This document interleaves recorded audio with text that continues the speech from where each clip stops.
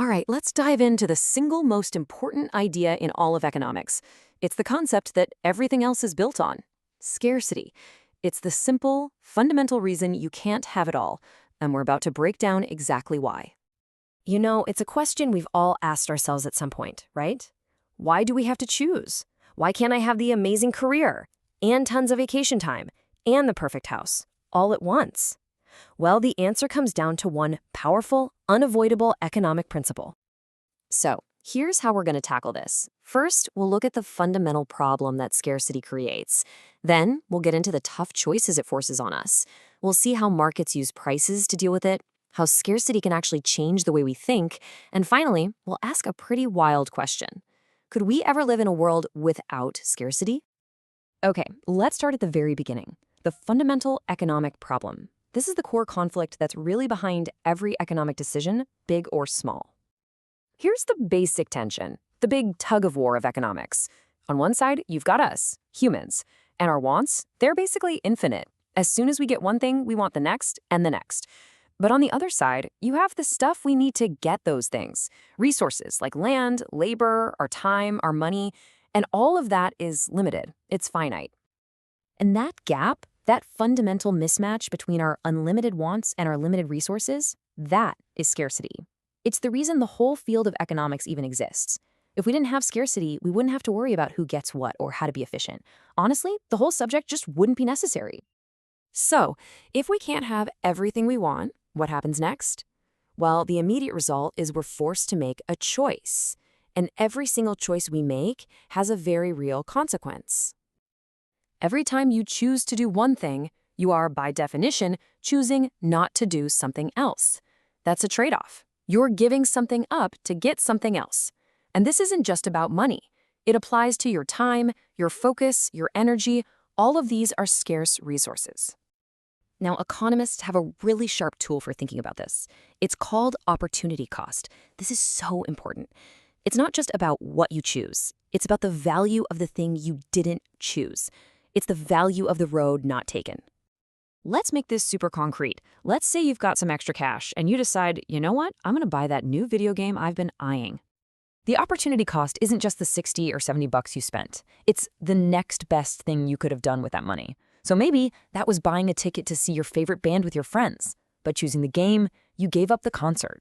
That concert experience, that was your opportunity cost.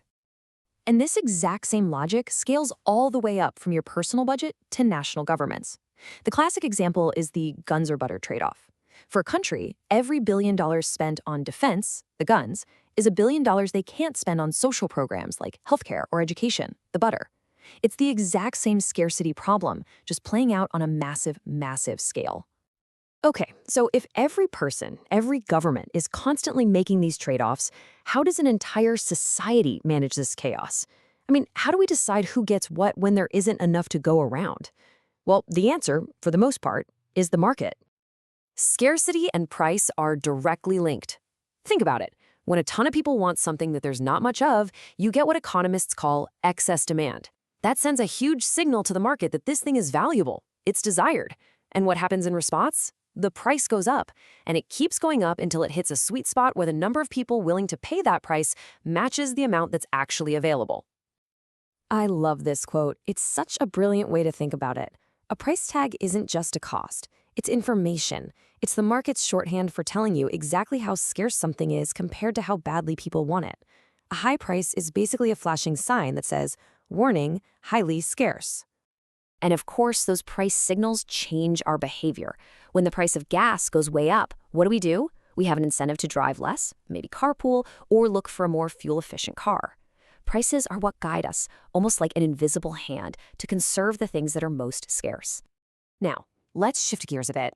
We've talked about the big picture economy, but let's bring it inside our own heads, because this constant awareness of not having enough doesn't just shape our society, it can actually rewire the way we think. Yeah, what does that do to us? What happens in our brains when we are constantly focused on what we lack, whether it's a scarcity of money or time or even social connection? Behavioral economists have looked into this. And the research is fascinating. It shows that being in a scarcity mindset can actually hijack our attention. It makes us laser focused on the immediate problem, which can be good in a crisis. But it comes with a huge downside. It makes it much harder to plan for the future. We start to value a small reward right now way more than a much bigger reward down the road. It can even change how much risk we're willing to take. It literally alters our decision making. So for our final section, let's get a little speculative and ask a really big question. Is scarcity just a permanent part of being human?